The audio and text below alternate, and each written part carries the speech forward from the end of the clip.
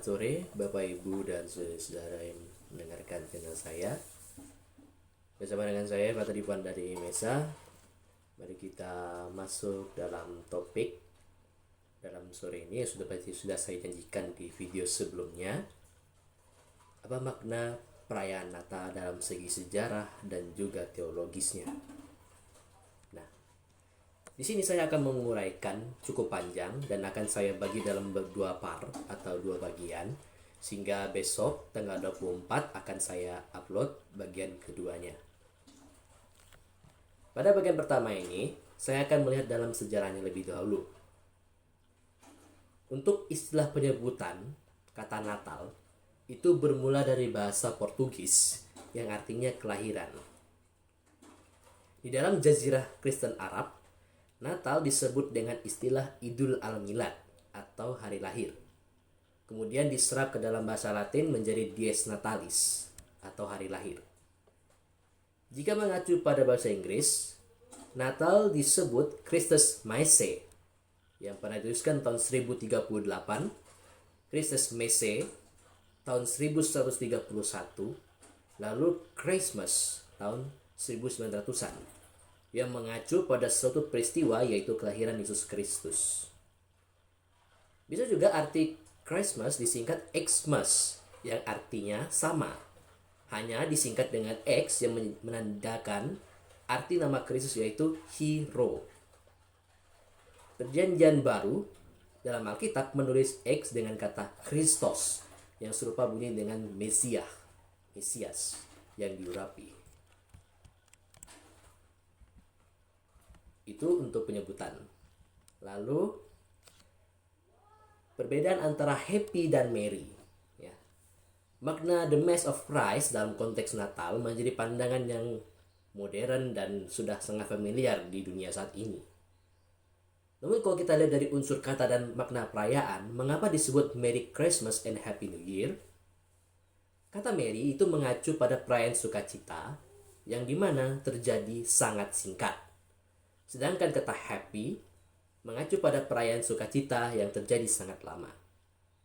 Jadi, Natal itu terjadi dengan begitu singkat, waktunya tidak lama.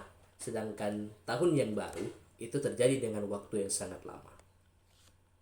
Nah, sekarang saya akan bicara tentang asal-usulnya. Selalu dalam ilmu kalam ataupun yang berhubungan dengan Kristiani, ya, dari tetangga seberang kita yang mungkin saya sebut saja Kadrun, ya.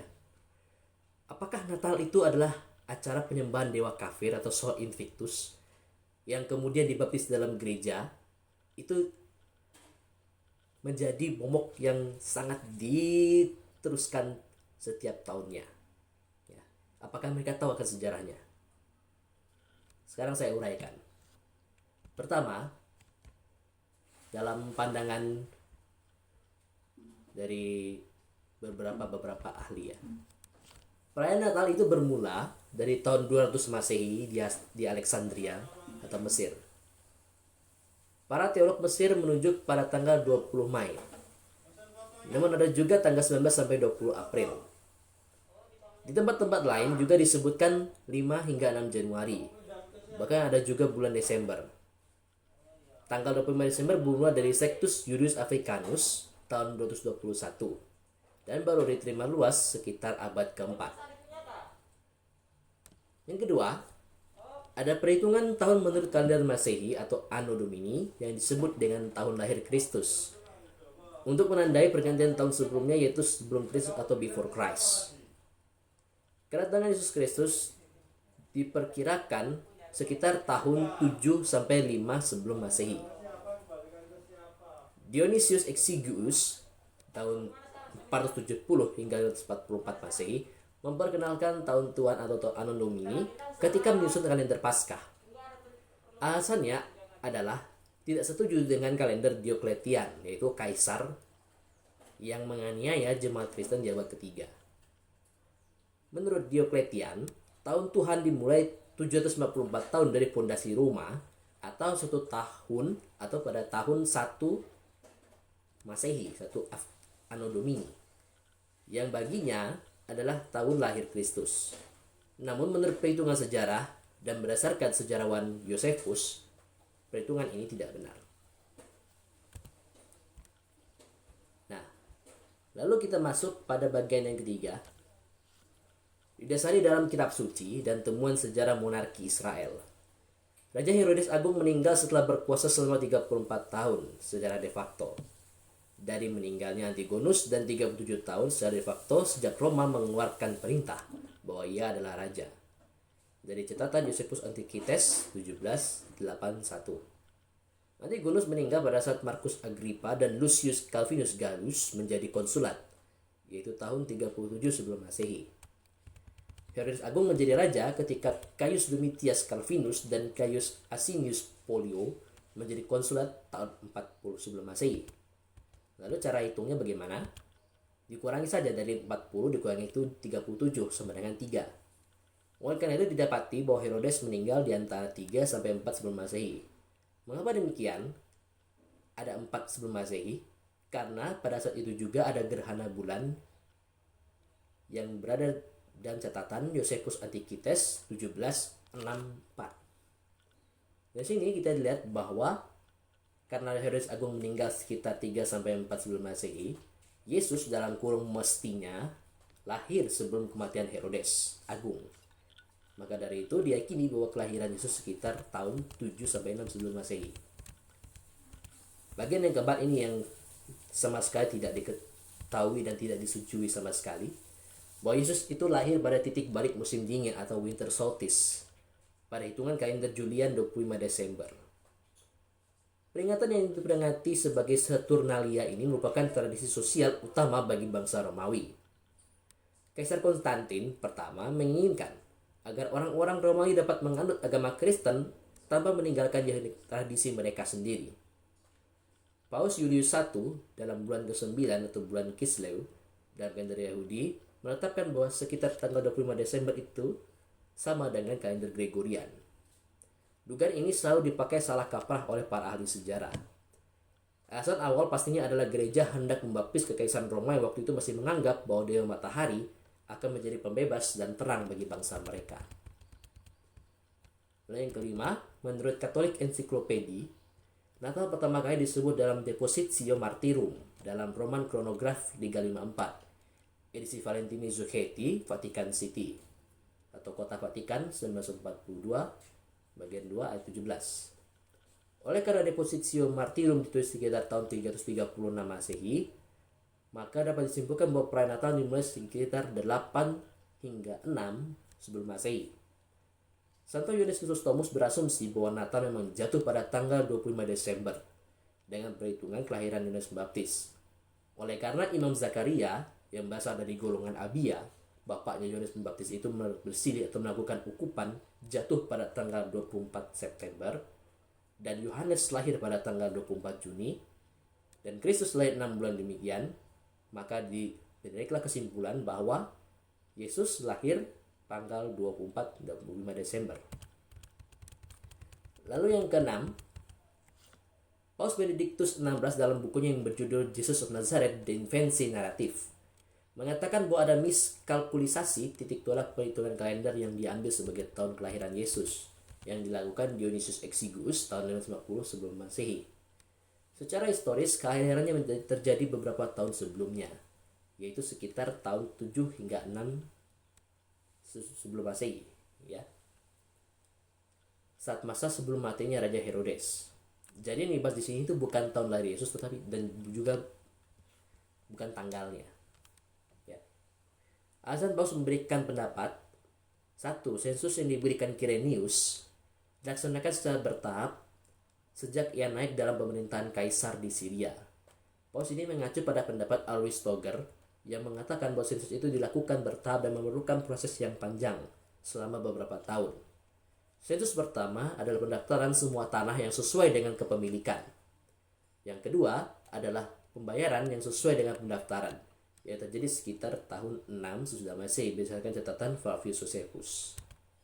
Bintang timur yang dirujuk dalam Matius bab 2 ayat 2 menunjuk pada pendapat Johannes Kepler bahwa Jupiter, Saturnus dan Mars berada dalam satu konjungsi kelompok bintang atau konstelasi Pisces. Keadaan ini yang pernah juga terjadi pada tahun 1604 dan rumornya terjadi lagi tahun 2020 ini mengakibatkan terjadinya supernova di mana terjadi eksplosi kolosal sehingga beberapa minggu dan bulan terjadi pancaran terang dari bintang tersebut. Menurut Kepler, ditinjau dari segi astronomi tentang supernova, bintang inilah yang terjadi juga pada zaman hidup Yesus. Sejarah kejadian kelahiran Tuhan Yesus ini, Paus Benediktus memperhitungkan banyak catatan sejarah, konteks geografis sebagaimana dituliskan dalam Injil dengan catatan-catatan lain yang cukup kredibel yang ditemukan di luar Injil, yang juga mendukung kebenaran kisah kelahirannya. Umat Katolik telah sembunyi-sembunyi merayakan Natal di katakombe atau kubur bawah tanah jauh sebelum Edik Milan tahun 313 Masehi yang dikeluarkan dari Kaisar Konstantinus Agung. Salah satu fresko abad kedua dalam katakombe Santa Priscilla menggambarkan Bunda Maria yang menggendong bayi Yesus. Selain itu, beberapa kutipan Bapak Gereja menuliskan bahwa tanggal 25 Desember sebagai perayaan kelahiran Yesus. Kita harus merayakan hari kelahiran Yesus pada tanggal 25 Desember yang akan berlangsung. Theophilus, Uskup Kaisaria, abad sekitar tahun 115 sampai 118 Masehi. Untuk kedatangan pertama Tuhan kita dalam daging ketika ia lahir di Bethlehem 8 hari sebelum Januari, hari yang keempat dalam minggu, ketika Agustus dalam 42 tahun pemerintahannya. Santo Hippolytus dari Roma, sekitar 225 Masehi. Lalu yang terakhir, pendapat dari Alfred Edersheim dalam bukunya The Life of Time of Jesus the Messiah, yang menyebutkan bahwa konteks kelahiran Yesus itu menunjuk pada beberapa sumber-sumber Yahudi, ya, bahwa Yesus itu menerimakan rahmat kabar sukacita, gembala menerima rahmat kabar sukacita itu di padang, yang menunjuk pada Targum Yonatan yang disebut sebagai Migdal Eder atau kawanan domba, yang juga diyakini kuat akurasinya oleh Santo Eusebius dari Kaisarea, sejarawan gereja. Ya. Kubur Rahel yang ada di Kejadian bab 35 ayat 16 hingga 22 ini ada di Bethlehem hingga kini. Bahwa sebuah bangunan dengan kubah putih dengan menorah di atasnya dan tertulis dengan kubur Rahel atau kuburan Rahel. Targum Yonatan menerjemahkan frasa Ve'atah Migdal Eder, hai engkau menara kawanan domba, dalam Mika bab 4 ayat 8 sebagai personifikasi dari Mesia, Ve'at Mesika de Israel. Bunyi teks Kejadian 35 ayat 21 dalam Targum Pseudo Jonathan akan saya bagikan dalam link deskripsi, yang artinya, dan berangkatlah dalam kurung Yakub dan memasang tendanya di seberang Migdal Eder, tempat di mana sang Raja Mesias akan menambahkan diri pada hari-hari terakhir. Meskipun Targum Pseudo Jonathan tidak terlalu otoritatif apabila dibandingkan dengan Targum Onkelos dan Targum Yonatan, tetapi ini menjadi bukti bahwa kaum Yahudi dari masa pasca Kristen pun tetap mengartikan Migdal Eder secara mesiani. Targum menjadi sumber historisitas akan adanya menara kawanan domba. Walau termasuk bagian dari tulisan apokrif, tapi tetap bisa menjadikan karya kekayaan akan tradisi suci dari saudara kita yang tua, yaitu Yahudi sendiri, dalam merangkum peristiwa sejarah. Menurut literatur Yahudi yang lain, yaitu Mishnah, Shekinah 7/4, domba-domba yang disebut dalam kaitan Migdal Eder itu bukan domba-domba gembalaan biasa yang sejalan dengan Injil Lukas, ya, melainkan domba-domba kurban bait Allah yang dijaga oleh gembala-gembala yang khusus menurut peraturan rabi ini. Karena itu, letak Migdal Eder menurut keterangan Mishnah berada di satu jalan yang tertutup dan berjalan dari Bethlehem menuju ke Yerusalem. Maka karena tempat ini dikelilingi oleh benteng, sehingga domba-domba di padang dibiarkan digembalakan, baik pada saat musim panas maupun musim hujan. Itulah keterangan yang dibacakan dalam Talmud Besah 40a dan Septa Besah bab 4 ayat 6 dan 4.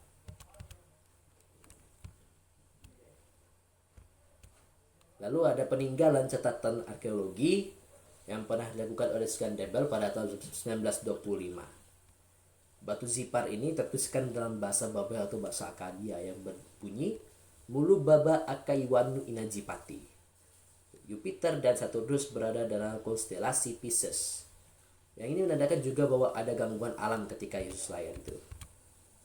Lalu ada juga bukti dari Paris Exploration Fund yang menyebutkan bahwa sekitar tahun 1876 dan 1877 bahwa di daerah Palestina, yaitu terutama di Bethlehem itu sendiri, jika mengacu lagi kepada bulan Tebet yang senantiasa turun hujan, maka pada kali ini tidak. Maka akan ada sedikit kontradiktif mengenai kisah sejarah dan juga historisitas dalam pandangan arkeologi. Ya. Itu beberapa yang bisa saya berikan untuk bagian pertama ini, sejarah bagaimana perayaan Natal itu terbentuk. Ya. Di bagian kedua akan saya terangkan mengenai pandangan teologisnya dan juga ala makna-makna yang terdapat di dalam setiap hiasan-hiasan ataupun ornamen yang ada dalam perayaan Natal. Itu saja dari saya. Tuhan Yesus memberkati. Selamat mempersiapkan perayaan Natal dengan sukacita.